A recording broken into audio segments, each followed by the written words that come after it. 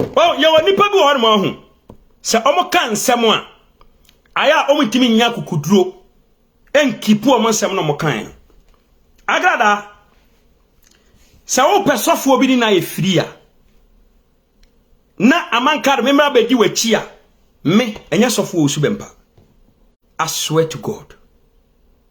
that man is dangerous. Or a highly ungrateful soul. Sofo Owusu Bempah okura Bible ne kwa me na kam chero.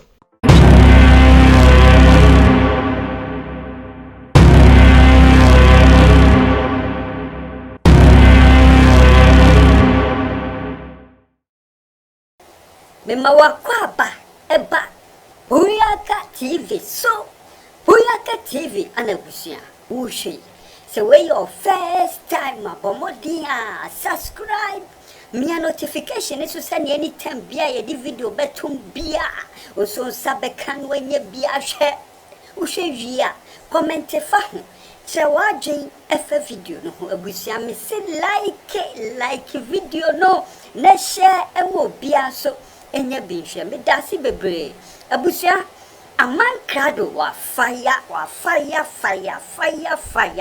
na busia mo amunim se Amankrado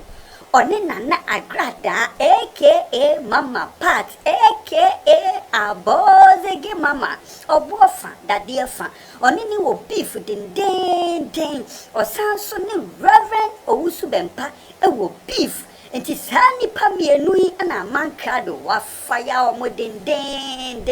abusia Amankrado se Agradaa oba out ebeka se onku biem no na eye oni Rev Owusu Bempah ntokwa anu oni ne kono enu nti no beka se onku biem na Amankrado se emra mama pat eba out beka sa no omo eka hu bi ana omo ni Agradaa ene Rev Owusu Bempah ekonye no nti no nanka osusu hu kire omo beta na chi ene Rev Owusu Bempah ye den ekonye no nanso no Agradaa wa mo nyina amane se santokwa no wachaso wo moti ya ne se Agradaa su wachaso na Amankrado se wusu wachantokwa ne so a na wa woni pano enipa oni ne kun ye no sei ono ana wo ye den okofa no adamfo Amankrado se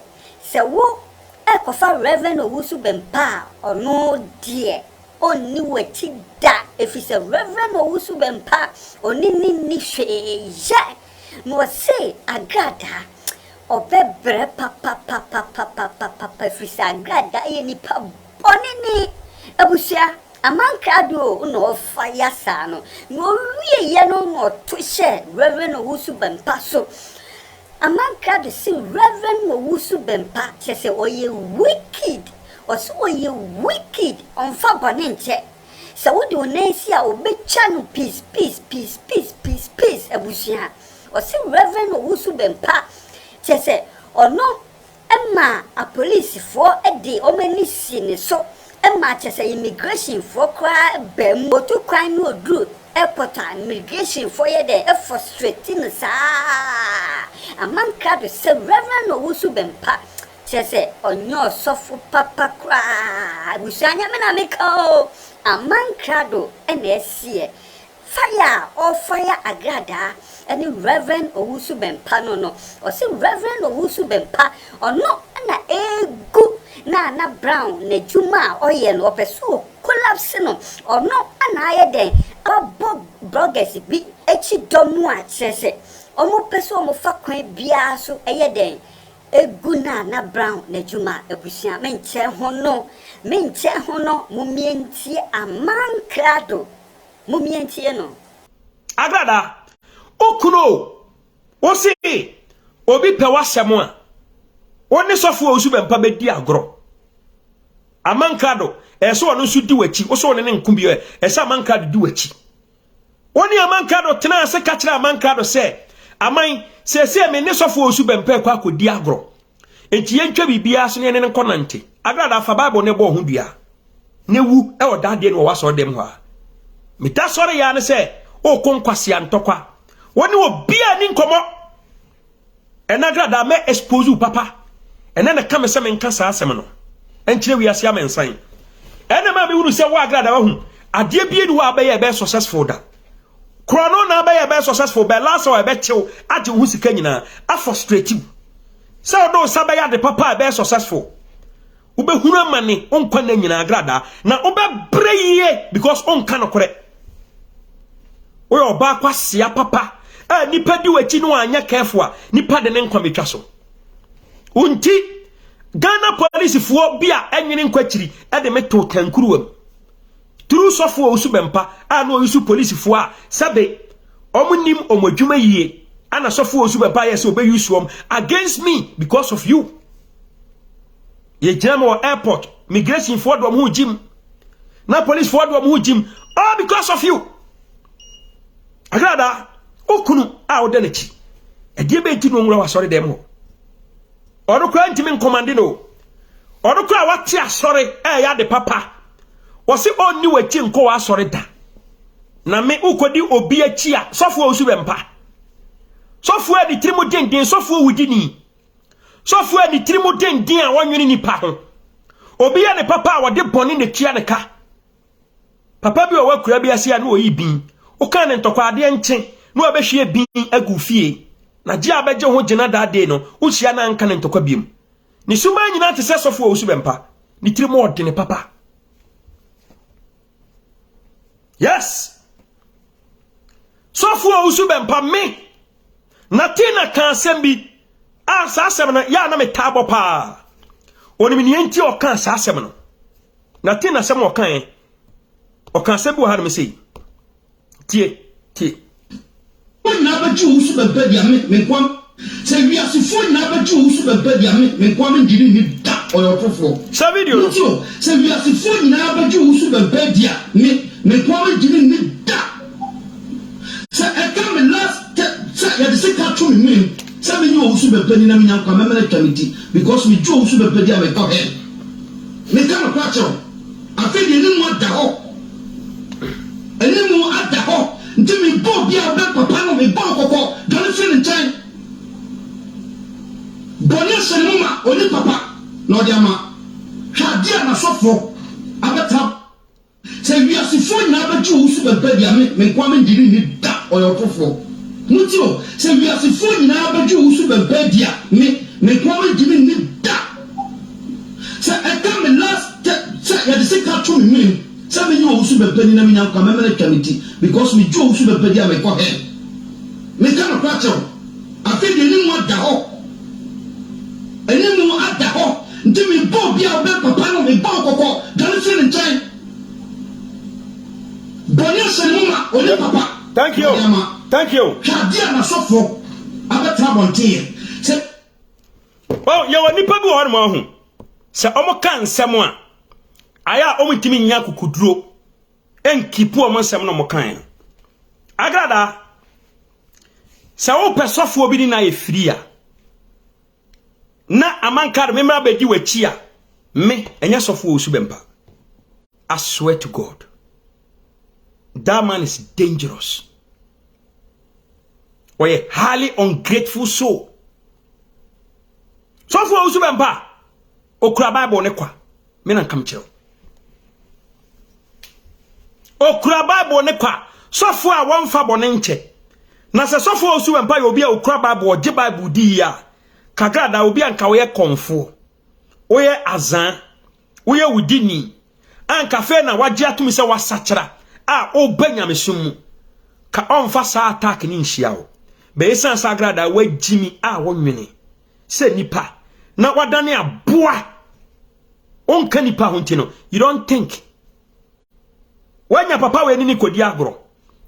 papa wanfa obuo ni anidie ama me maame ode mba wiase a wonya amane me de manim onyam koto ho ma no papa wan kai hwe egu sa maame nanimu ase o wiase amansan nyina wo fie ade Bible ma kwamana pani ofiri mikrom achem sekire kwame ni fania a mote kankan mu ase ho bro betwa mfie ho ahia nkube atwam ho ahia brobe atwam fie ho ahia mempese mekodi bebre saa kwada ne nya adaje betena asofo Owusu Bempah fie ema mo ma ne bible di bedi nsie ebeka nkwase asem egumi ma me ho fi saa papa we nipa me pe nipa ne na saa kwona ntibie wa sofo Owusu Bempah. I don't want to go deep. Me pe nipa ene na kwona ntibie wa sofo Owusu Bempah. Na minimum owu a menhwe na hwekwan ode na bran faso within a short time dia ode ya me no ebi na ode ya na bran sofo otimi bopa etimi hye efa boys me abu nipa body naked asa pretende sofo otimi gina mansan so egina for threat obi so obetwa obi tekrema wode boni adime ama makoda ma fami hudin sofo a birthday party ase o se kuntuna se anka opemi wuo yemo mituo Agradaa wanya sago tantan ni kodia take me out so why Jimmy Agradaa mimi so woni minyansa mimi minyansa so fo ni nti wato Ghana police force Ghana a police fo nyina papa no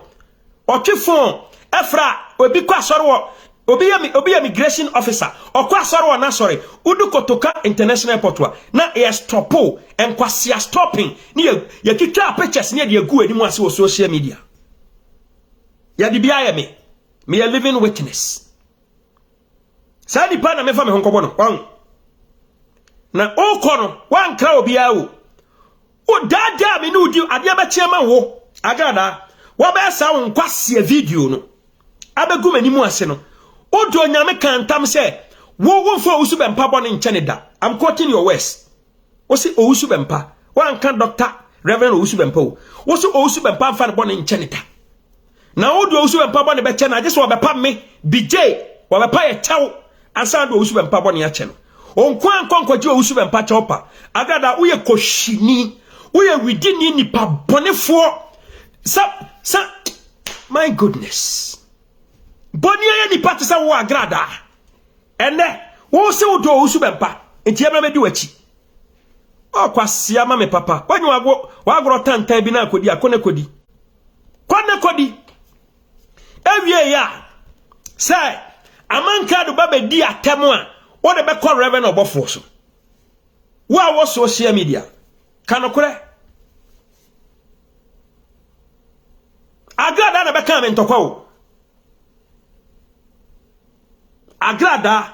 ana be kan me ntokwa 3 months ana men kan no na me nya ne bone di matamsa opon mi kodu Ghana me kwa mi sister yie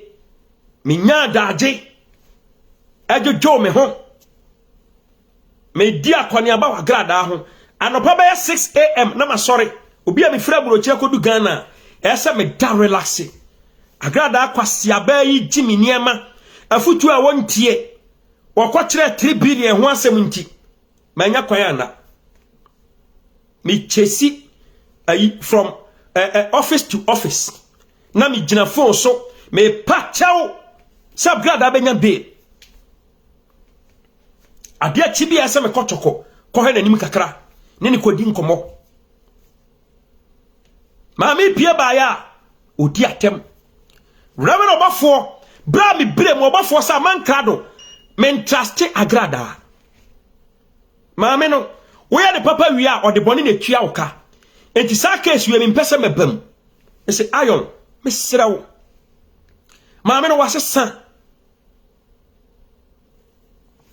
obofour bua ya yi ni pie ye oba ye hwe prezi obofour eno achi edi anosan be di na tem ko wi achi ko se no ma yo bibia wi da obofour anya hwe be ni refi se lawyer obofour de man no on ne ko gina ma Agradaa nya bail that day ya do ko court asan do ko back to choko that day na hope nyina asan lawyer ne san ye ni nyuma e ma san ko fa ofri choko baaye asan ba back to court me grant you bail that same day all the help of Rev Obofour Queen Vivian Nyaminshra Osof mame omega. I don't hear come man for nimpa. Yamin shroud. Man say ne flow stars pa. Agradaa pie ba ya. Wose won ne kwaku bofo anum. Kan kwasi asem gu papa isu owie ya. Wose wo ya niama wa nyina wie didi watem nyina wie no. Afre dia wose Amankrado na bedi na tam 3 months afe no obua ono. Wose Amankrado bedi watem a odi atenie be ko obofour so. Agradaa wa gimi. Abusia Amankrado no. Fire we die anu odin papa.